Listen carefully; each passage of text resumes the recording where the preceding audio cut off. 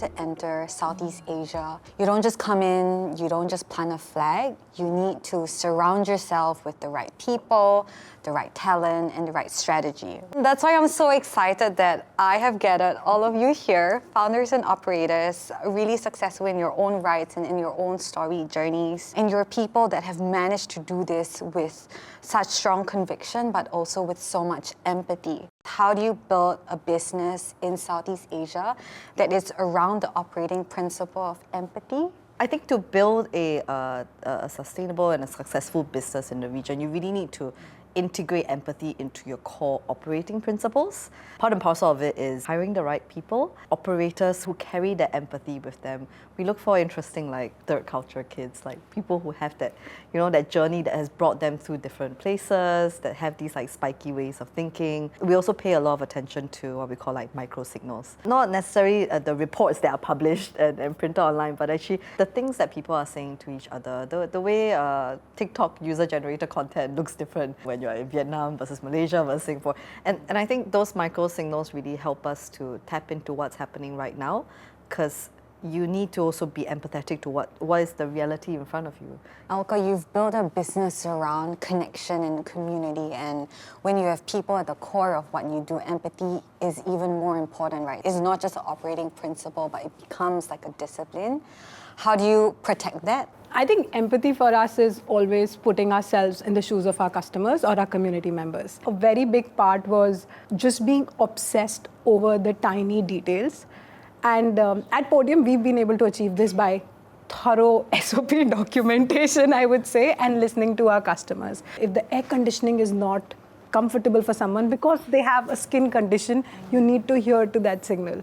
Or if you are doing a wine night and a mom who misses wine because that was part of her life before she became mom or she's pregnant, you bring in a non-alcoholic option. So these are small things, but when you start aggregating a behavior or a muscle that we as founders learned because we were those women in the room, it almost becomes, like you said, discipline. Anything that goes out is always looked at from at least 3 to 4 people's perspective of saying, if it flies in this room, it might fly outside.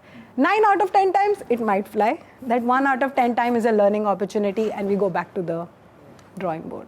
I want to throw in a hot seat, Ian, before you take your first bite.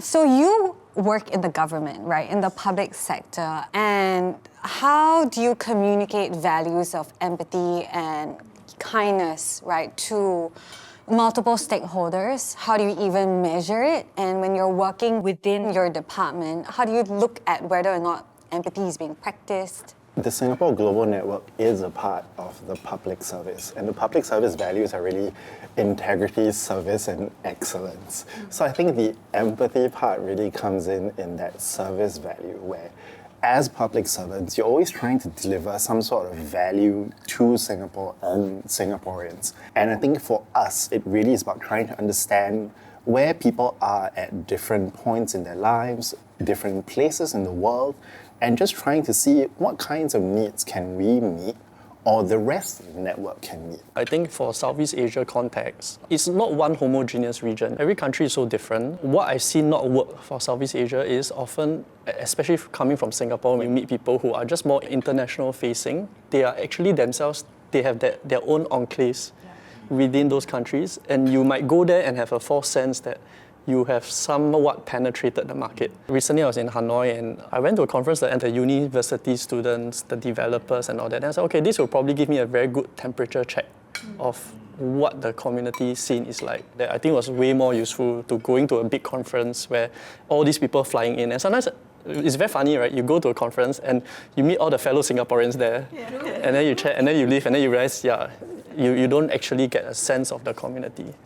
So I think empathy is the key part. You have to be embedded in their culture and in the spaces they are, and be in the rooms where you are literally like the only outsider.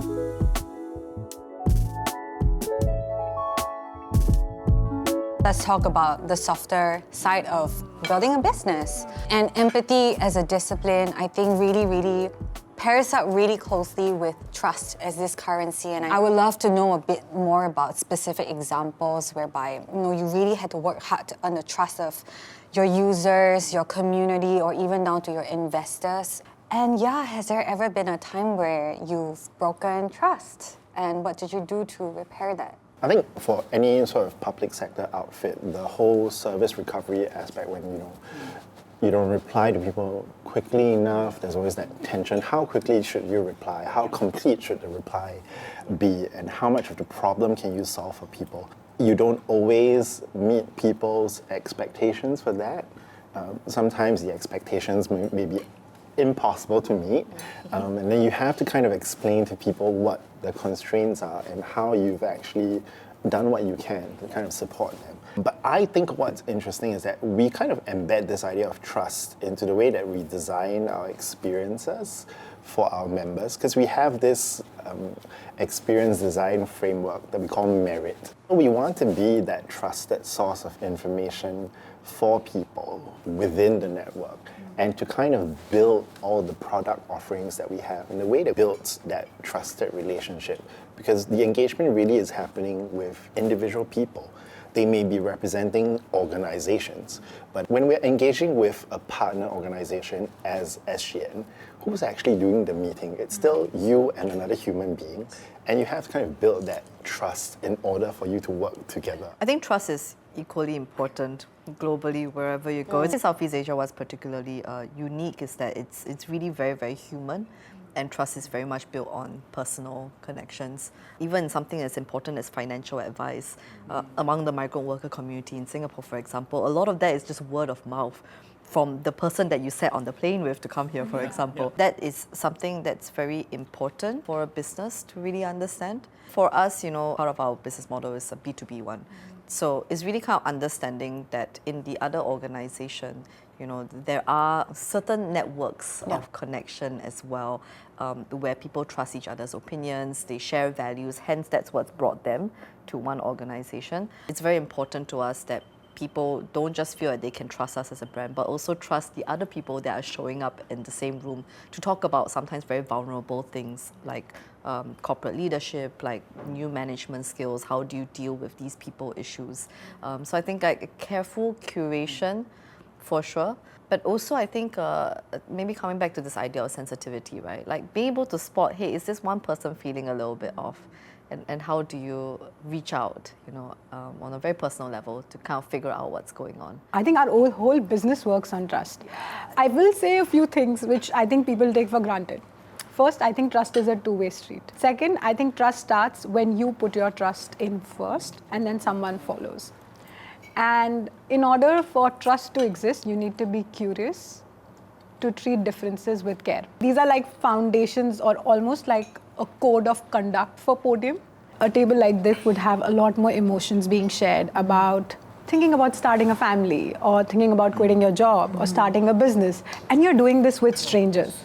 In that place, ensuring everybody follows the same vocabulary, has the same understanding of how you show up, and not just a vague statement.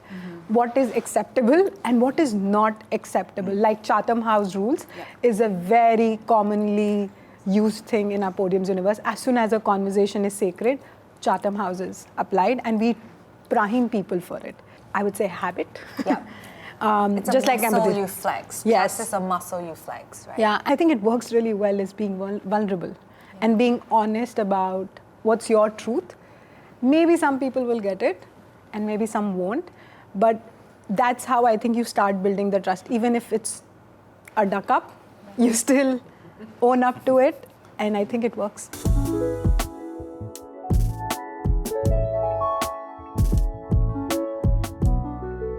All of you have launched, different products and services, and now that your baby is out there into the world, it's something tangible. How do you take in user feedback in consideration, and how do you iterate while thinking about the entire service experience as a whole? My take was that you have to continuously evolve. For example, when Podium started, we thought we needed to create more spaces where leadership learning could be done in a more chill setting so that your senses are not up. And I think 2.5 years in, we do very little stuff related to leadership because we realize that it's oversubscribed at workplace on how to be a leader, how to conduct yourself. But we realize it's the messy middle in the middle of your life in 30s, which we all go through, starting a family, getting married, thinking about settling in Singapore if you're an outsider. If you're a Singaporean, like, is Singapore home or do you want to go somewhere else? So it changes a lot. I think Podium has lived at least 3 versions and they all look very different from each other. You have to just keep your ears on the ground, continuously listen to signals, know which signals to like remove and which ones to just accept. And it's a founder muscle, operator muscle you will build with a lot of experiments, okay, saying no to a lot of things and then maybe saying yes to one thing. I really like what Alka's saying about choosing which signals to pick up on, because everyone will constantly be giving you all sorts of feedback. Everyone has thoughts and opinions and feelings about what you're trying to build. And I think you have to understand what is the mission that you're trying to accomplish with what you've built and be able to filter almost what is constructive at this point in time. For us, because we manage a member network that is constantly growing, so there's always more and more people who could be giving us feedback. It's really trying to stay true to what we want the network to look like, which is a group of people who are interested in Singapore and our story in some way and want to be connected with that. But at the same time, we want them to be connected to each other and to be able to find ways to give back and bring value to each other's lives. And I think as long as we hold true to that sort of mission, it helps us to decide what do we want to do next.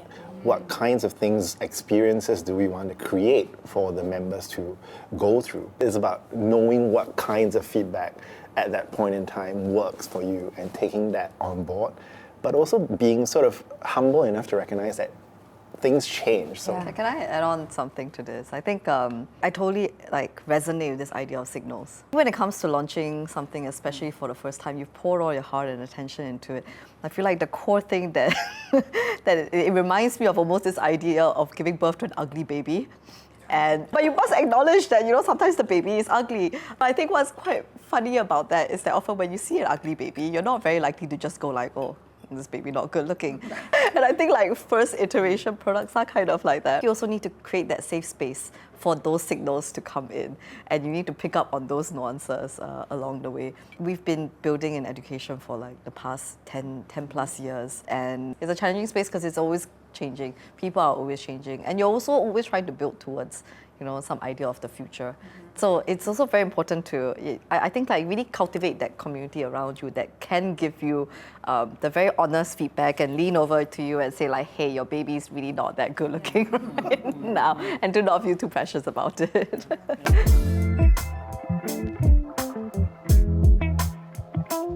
I really like what you say about building towards some idea of the future, because to be so honest, as a startup founder or working with startup founders, how do you see beyond your first year? But then you have all these questions around what is your 5-year roadmap? So how do you actually envision the future, and do you envision the future when you are designing for your product? As a successful founder from before. I think this is a conundrum for founders, right? You go out building a business wanting it to be the biggest it could be, right? But so a lot of that conversation is about how to grow my revenue and everything, but it's a very downstream question that nobody will ask you, not even your board members will ask you, which is, if your business grows to what you envision it to be, what would society become like? If you become big, right? If your business grows the biggest it could be and you're driving the revenue, I think at certain level also, you don't think about ESG or that stuff in day one as a startup founder. And I believe that there's a lot of things by osmosis where community is important. Having people from different sides of the table being next to each other. And in time, when a founder reaches a certain level of growth, they will hopefully start thinking okay, I can see how society is changing because of my tech. And maybe I need to calibrate some stuff, right? I think that's very important, and I think that's always missing from the conversations also. You've got a very specific model of education that you do at New Campus, and how do you communicate that across the board in all of the markets that you're working in? In the space of education, you can have very different models of what you believe in, and that really dictates then what you do and how people receive it. When I first joined the company, there was this really interesting statistic, and it stuck with me ever since. We work in the space of professional development, so we work with managers, with leaders, and I was always very curious, like, why are we focusing specifically on new managers? The average age at which people across Southeast Asia become managers is actually quite young, especially with the number of hypergrowth companies. It's actually about 30. You know, we're even working with people that, you know, have been promoted into that role in their late 20s. But the average age at which companies start investing in leadership training is actually 40. And So that's there's a insane. 10-year gap. There's a whole 10-year gap, a whole 10 years to pick up all of the weird skills that you sometimes do because they might have worked in the past, a whole 10 years to fail like continuously on your own. And that's such a vulnerable stage to be at, right? Because what was difficult about becoming a new manager is not necessarily the skills. You interact with people every day for work and stuff. It's actually almost like inhabiting an identity. When you go from designer to senior designer, you're like, hey, I've leveled up. But when you go from a senior designer to a manager, that changes the way that you see yourself and how you relate with others. My background is in public service, and I think one thing that I learned from that is really you look at things from a systemic lens rather than from an individual lens. So for us, we look at access points, right? Who's unlocking access to education? Who's unlocking access to personal growth and development? And specifically out of that group, who are the people who are either forward-thinking enough, you know, to follow us with this vision of, hey, let's invest earlier, you know, in the stages of development. And how do we put our support full-heartedly behind them? That's kind of looking at HR leaders that have a lot of vision, that are in a company where they're fighting for their autonomy, right? We connect them with other similar leaders who are also looking to basically open that pipeline of access. It's looking at heads of departments who are also passionate about developing their people as well as elevating performance, and know that the two have to go hand in hand. And how do we connect them with other like-minded people, right? Like Alka, that's actually how we met. And I think like finding people like you who kind of believe in that vision is so important. Building a community around that. It's very difficult to go far on your own. But if you can go far with other people, with this like network of community, that's what truly matters to us.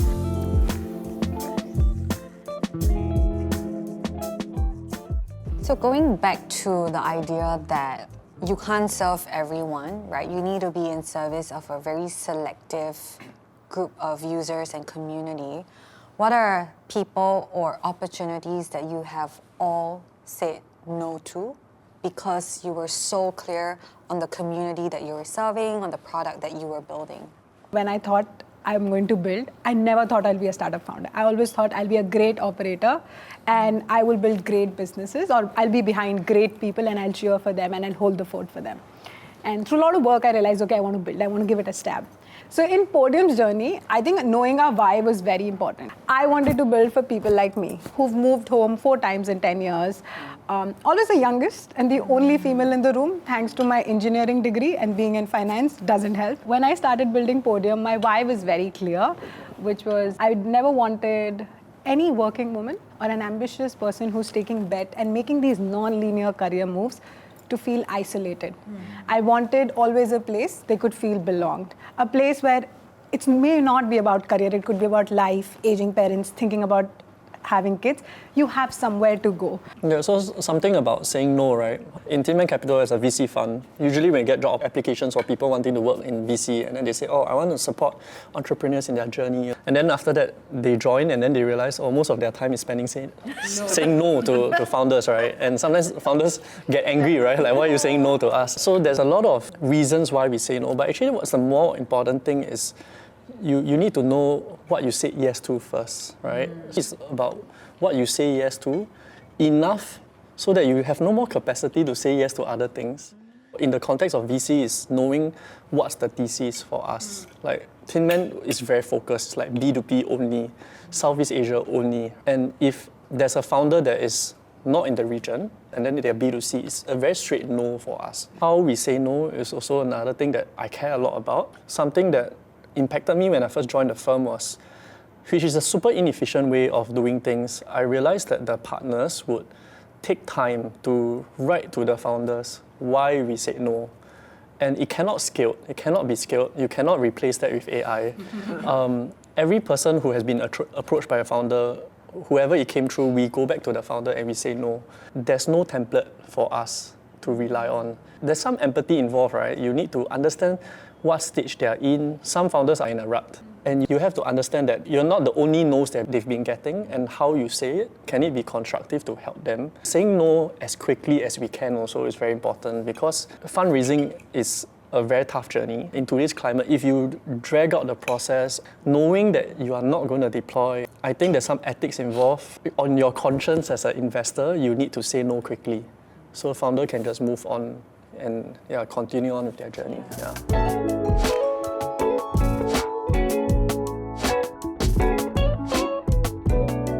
When I travel, right, around the region, you have a sense the maturity of the founder and investor relationship. I remember when I first joined the firm, one of the things I had to do was to build communities, do events. And the first thing we did was so first event we did, which grew a lot, was basically we put founders in the circle. The GPs are there. The GPs are not the special guests today. And if it goes well today, they don't need to talk much. They are the facilitators. And then the founders just talk. And then they learn so much from each other.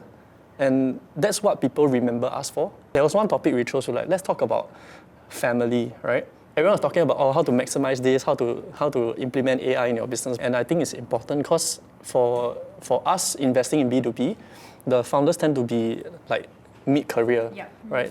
30, 40, they all have kids already.